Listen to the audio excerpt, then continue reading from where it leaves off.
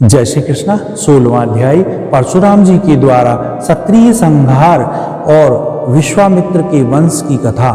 ओम नमो भगवते वासुदेवाय। श्री सुखदेव जी कहते हैं, परीक्षित, अपने पिता की यह शिक्षा भगवान परशुराम ने जो आज्ञा कहकर स्वीकार की, इसके बाद वह 1 वर्ष तक तीर्थ यात्रा करके अपने आश्रम पर लौट आए।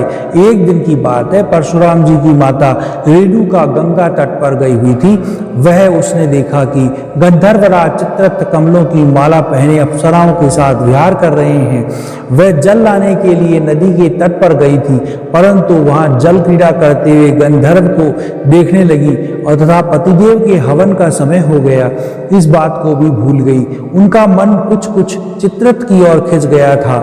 हवन का समय बीत गया, यह जानकर वह महर्षि जगध्वनि के शाप से भयभीत हो गई, परंतु वहां से आश्रम पर चली गई। वहां जल का कलश महर्षि के सामने रखकर हाथ जोड़कर खड़ी हो गई।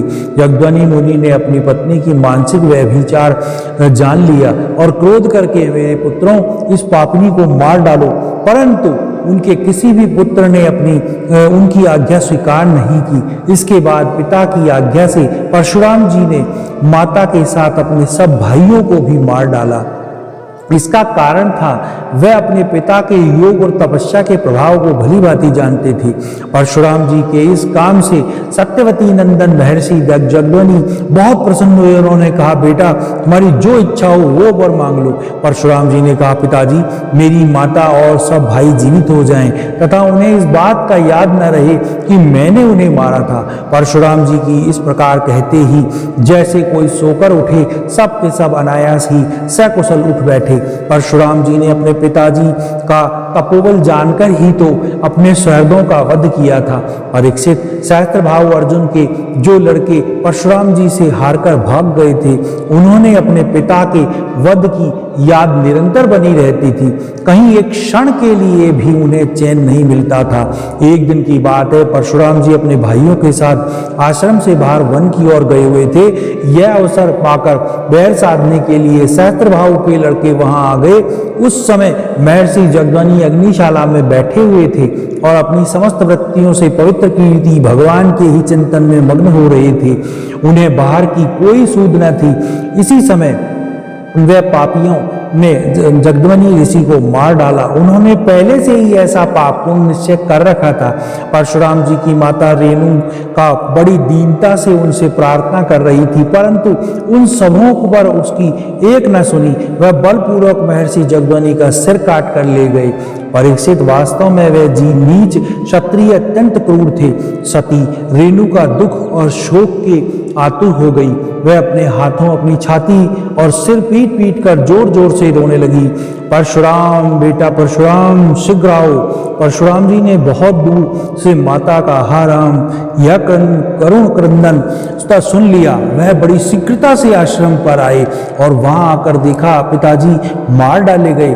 परीक्षित, उस समय परशुराम जी को बड़ा दुख हुआ। साथ ही क्रोध, अश्नता, मानसिक और पीड़ा, शोक के वेग से वे अत्यंत मोहित हो गए। हाय पिताजी, आप तो बड़े महात्मा थे। पिताजी, आप तो धर्म के सच्चे पुजारी थे। आप हम लोगों को छोड़कर स्वर्ग चले गए। इस प्रकार विलाप करते हुए उन्होंने पिता के सिर तो भाइयों को सौंप दिया, शरीर तो, और स्वयं हाथ में परसा लेकर क्षत्रियों का संहार करने का निश्चय कर लिया। परीक्षित, परशुराम जी ने महिषामती नगरी में जाकर सहस्त्रभाव अर्जुन के पुत्रों के सिरों से नगर के बीचों बीच एक बड़ा भारी पर्वत खड़ा कर दिया। उस नगर की शोभा तो उन ब्रह्मघाती नीच क्षत्रियों के कारण पहले ही नष्ट हो चुकी थी। उनके रक्त से एक बड़ी भयंकर नदी बह निकली, जिसे देखकर ब्राह्मण द्रोहियों का हृदय भय से कांप उठता था।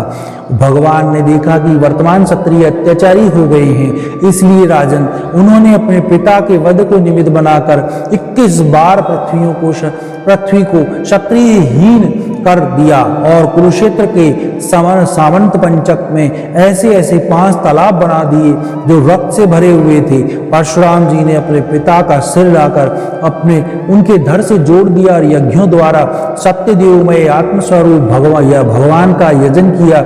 यज्ञों में उन्होंने पूर्व दिशा को होता को, दक्षिण दिशा ब्रह्मा को, पश्चिम दिशा अधर्वायु को और उत्तर दिशा सामगान करने के उद्गाता को दे दी। इस प्रकार अग्निकोण और आदि विदिशाएं ऋतिजों को दी। कश्यप जी को मध्य भूमि दी।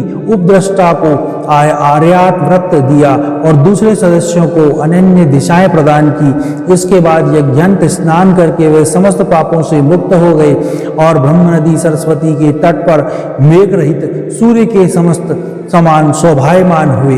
महर्षि जगध्वनि को स्मृति रूप संकल्पमय शरीर की प्राप्ति हो गई। परशुराम जी से सम्मानित होकर वह सप्तऋषियों के मंडल में 7वें ऋषि हो गए।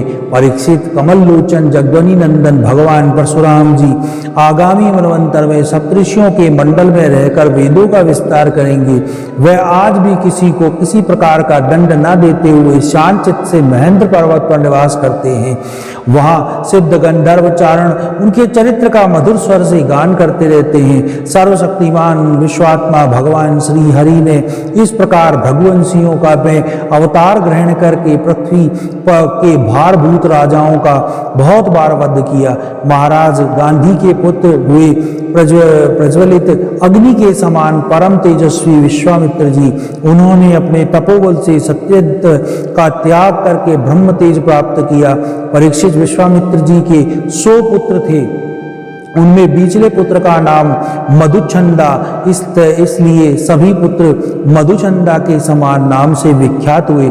विश्वामित्र ने भृगुवंशी अजितगर्त का पुत्र अपने भांजे सुनशेप को, जिसका एक नाम देवव्रत भी था, पुत्र रूप में स्वीकार कर लिया और अपने पुत्रों से कहा, तुम लोग इसे अपना बड़ा भाई मानो।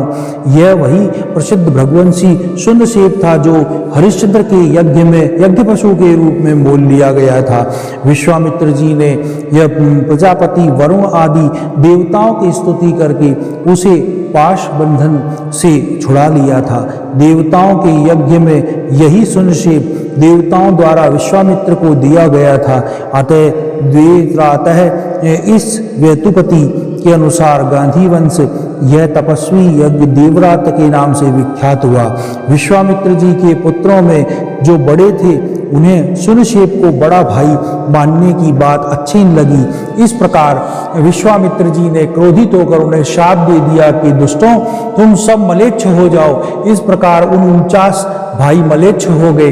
तब विश्वामित्र जी ने के बीचले पुत्र मधुचंदा ने अपने से छोटे 50 भाइयों से कहा, पिताजी आप हम लोगों को जो आज्ञा करते हैं हम उसका पालन करने के लिए तैयार हैं। यह कहकर मधुचंदा ने मंत्र दृष्टा सुनशेप को बड़ा भाई स्वीकार कर लिया और कहा कि हम सब तुम्हारे अनुयायी हैं, छोटे भाई हैं। तब विश्वामित्र जी ने अपने इन आज्ञाकारी पुत्रों से कहा, तुम लोगों ने मेरी बात मानकर मेरे सम्मान की रक्षा की है, इसलिए तुम लोग मेरे सुपुत्र प्राप्त करके मैं धन्य हुआ हूँ। मैं तुम्हें आशीर्वाद देता हूँ कि तुम्हें भी सुपुत्र प्राप्त होंगे। मेरे प्यारे पुत्रों, यह देवराज सुनशेप भी तुम्हारे ही गोत्र का है, तुम लोग इसकी आज्ञा में रहना। परीक्षित विश्वामित्र जी ने के अष्टक, हरित, जय, कृतमान आदि और भी पुत्र हुए। इस प्रकार विश्वामित्र जी की संतानों से कौशिक गोत्र में कई भेद हो गए और देवव्रत को बड़ा भाई मानने के कारण उसका प्रवर ही दूसरा हो गया। 16वां अध्याय समाप्त। ओम नमो भगवते वासुदेवाय।